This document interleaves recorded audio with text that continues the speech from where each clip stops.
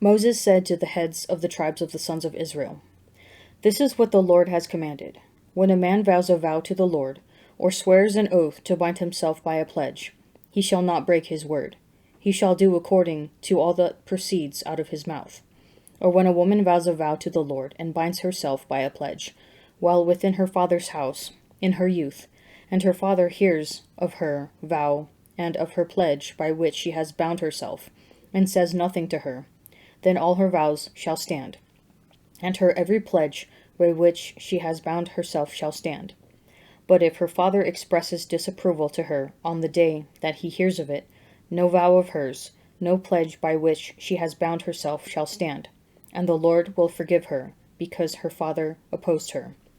And if she is married to a husband, while under her vows, or any thoughtless utterance of her lips by which she has bound herself, and her husband hears of it, and says nothing to her on the day that he hears, then her vows shall stand, and her pledges by which she has bound herself shall stand. But if, on the day that her husband comes to hear of it, he expresses disapproval, then he shall make void her vow which was on her, and the thoughtless utterance of her lips by which she bound herself, and the Lord will forgive her. But any vow of a widow or of a divorced woman, anything by which she has bound herself, shall stand against her. And if she vowed in her husband's house, or bound herself by a pledge with an oath, and her husband heard of it, and said nothing to her, and did not oppose her, then all her vows shall stand, and every pledge by which she bound herself shall stand. But if her husband makes them null and void on the day that he hears them, then whatever proceeds out of her lips concerning her vows, or concerning her pledge of herself, shall not stand. Her husband has made them void, and the Lord will forgive her. Any vow and any binding oath to afflict herself her husband may establish, or her husband may make void. But if her husband says nothing to her from day to day, then he establishes all her vows, or all her pledges that are upon her. He has established them, because he said nothing to her on the day that he heard of them. But if he makes them null and void after he has heard of them, then he shall bear her iniquity. These are the statutes which the Lord commanded Moses, as between a man and his wife, and between a father and his daughter, while in her youth, within her father's house. The Lord said to Moses, "Avenge the sons of Israel on the Midianites. Afterward you shall be gathered to your people." And Moses said to the people, "Arm men from among you for the war, that they may go against Midian, to execute the Lord's vengeance on Midian. You shall send 1,000 from each of the tribes of Israel to the war." So there were provided out of the thousands of Israel 1,000 from each tribe, 12,000 armed for war. And Moses sent them to the war, 1,000 from each tribe, together with Phinehas, the son of Eleazar the priest, with the vessels of the sanctuary and the trumpets for the alarm in his hand. They warred against Midian, as the Lord commanded Moses, and slew every male. They slew the kings of Midian with the rest of their slain, Evi, Rechem, Zur, Hur, and Reba, the 5 kings of Midian. And they also slew Balaam the son of Beor with the sword.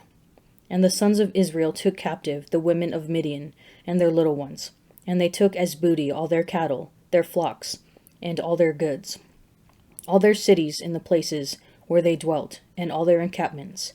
They burned with fire, and took all the spoil and all the booty, both of man and of beast. Then they brought the captives and the booty and all the spoil to Moses, and to Eleazar the priest, and to the congregation of the sons of Israel, at the camp on the plains of Moab, by the Jordan at Jericho. Moses and Eleazar the priest and all the leaders of the congregation went forth to meet them outside the camp. And Moses was angry with the officers of the army, the commanders of thousands and the commanders of hundreds, who had come from service in the war. Moses said to them, "Have you let all the women live? Behold, these caused the sons of Israel, by the counsel of Balaam, to act treacherously against the Lord in the matter of Peor, and so the plague came among the congregation of the Lord. Now therefore, kill every male among the little ones, and kill every woman who has known man by lying with him. But all the young girls who have not known man by lying with him, keep alive for yourselves. Encamp outside the camp 7 days. whoever of you has killed any person, and whoever has touched any slain, purify yourselves and your captives on the 3rd day and on the 7th day.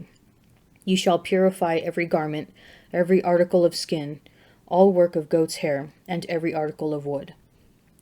And Eleazar the priest said to the men of war who had gone to battle, This is the statute of the law which the Lord has commanded Moses. Only the gold, the silver, the bronze, the iron, the tin, and the lead, everything that can stand the fire, you shall pass through the fire, and it shall be clean. Nevertheless, it shall also be purified with the water of impurity, and whatever cannot stand the fire, you shall pass through the water. You must wash your clothes on the 7th day, and you shall be clean, and afterward you shall come into the camp. The Lord said to Moses, Take the count of the booty that was taken, both of man and of beast, you and Eleazar the priest and the heads of the fathers' houses of the congregation, and divide the booty into 2 parts, between the warriors who went out to battle and all the congregation. And levy for the Lord a tribute from the men of war who went out to battle, 1 out of 500 of the persons and of the oxen and of the donkeys and of the flocks. Take it from their half, and give it to Eleazar the priest as an offering to the Lord. And from the sons of Israel's half you shall take 1 drawn out of every 50 of the persons, of the oxen, of the donkeys, and of the flocks, of all the cattle, and give them to the Levites who have charge of the tabernacle of the Lord. And Moses and Eleazar the priest did as the Lord commanded Moses. Now the booty remaining of the spoil that the men of war took was 675,000 sheep, 72,000 cattle, 61,000 donkeys, and 32,000 persons in all, women who had not known man by lying with him. And the portion of those who had gone out to war, was in number 337,500 sheep, and the Lord's tribute of sheep was 675. The cattle were 36,000, of which the Lord's tribute was 72. The donkeys were 30,500, of which the Lord's tribute was 61. The persons were 16,000, of which the Lord's tribute was 32 persons. And Moses gave the tribute, which was the offering for the Lord, to Eleazar the priest, as the Lord commanded Moses. From the sons of Israel's half, which Moses separated from that of the men who had gone to war, now the congregation's half was 337,500 sheep, 36,000 cattle, and 30,500 donkeys, and 16,000 persons. From the sons of Israel's half, Moses took 1 of every 50, both of persons and of beasts, and gave them to the Levites, who had charge of the tabernacle of the Lord, as the Lord commanded Moses. Then the officers, who were over the thousands of the army, the captains of thousands and the captains of hundreds, came near to Moses, and said to Moses, Your servants have counted the men of war who are under our command, and there is not a man missing from us.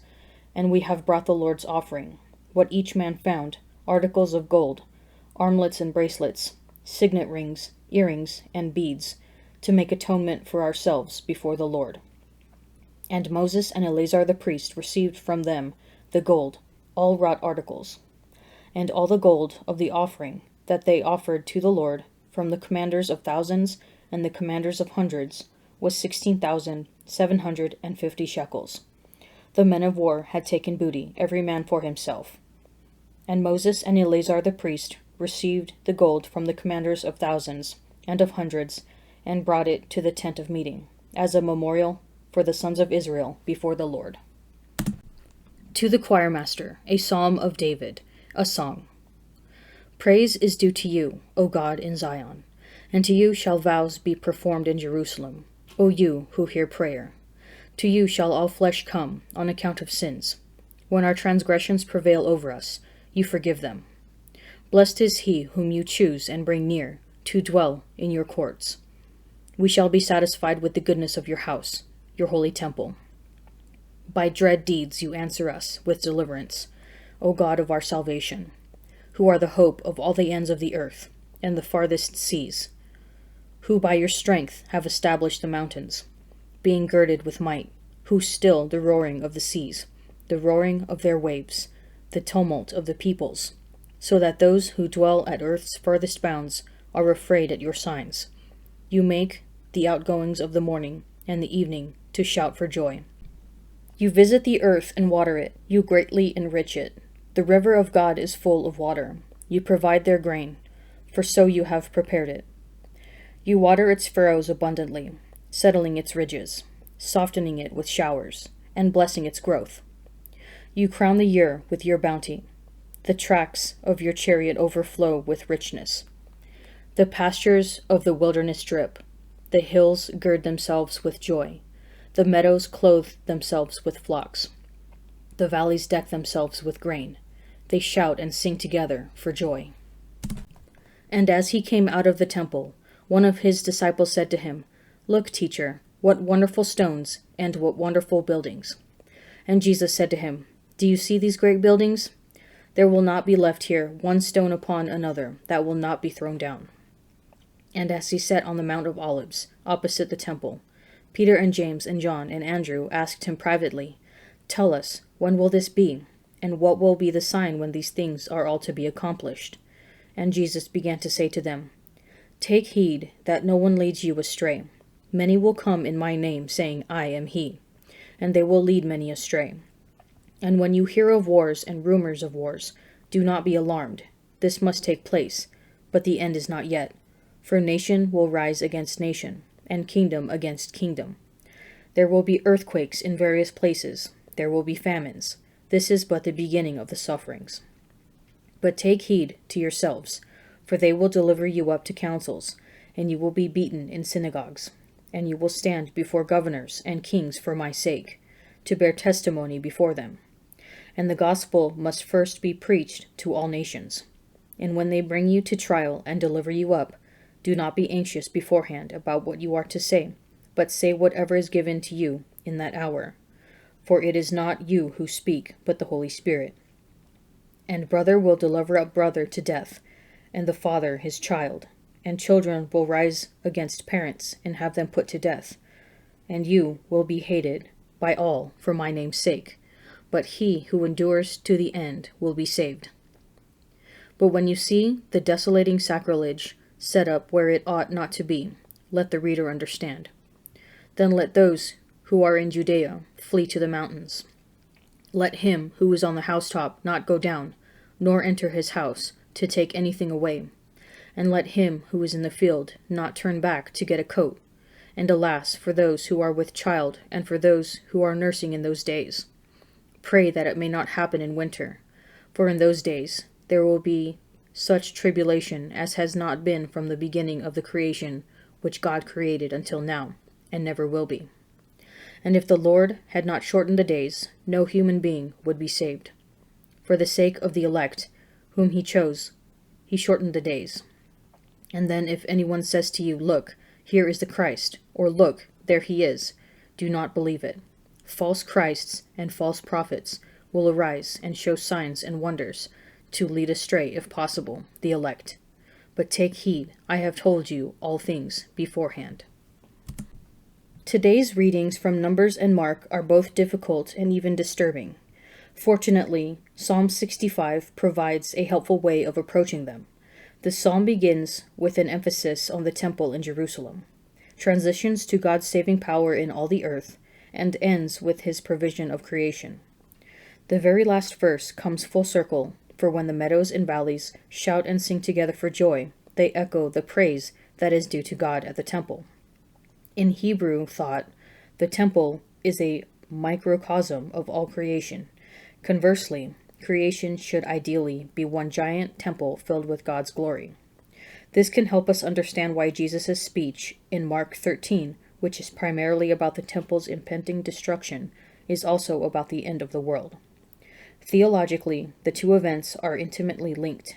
Furthermore, the temple is the heart of the promised land, which was meant to be a partial reclaiming of creation corrupted by sin.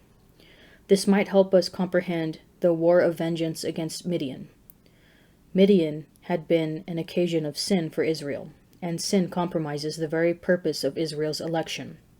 How committed are you to avoiding occasions of sin so that you can be more fully dedicated to God's praise?